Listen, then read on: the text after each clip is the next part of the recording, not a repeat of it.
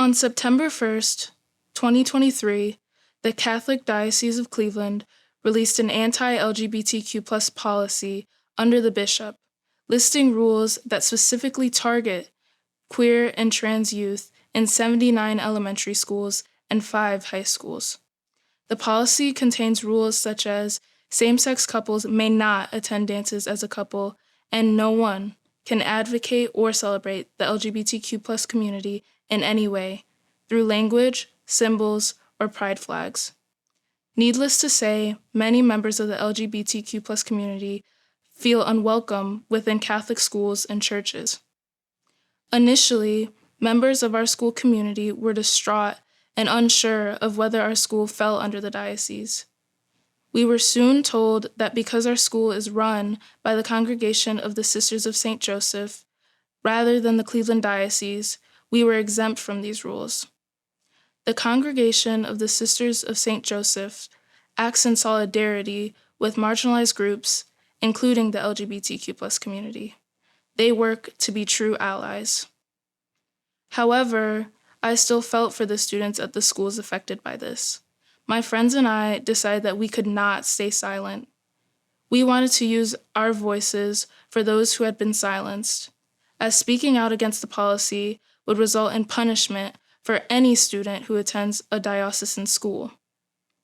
This policy was the exact opposite of the message that the Catholic Church spreads.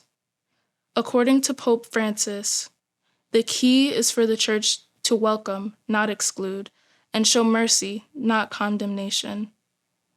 We created a social media account to spread awareness of this unethical policy, encouraging students, parents, and alumni of Catholic schools to join us in a peaceful protest against the Cleveland Diocese's policy the same day of the Eucharistic Revival Mass.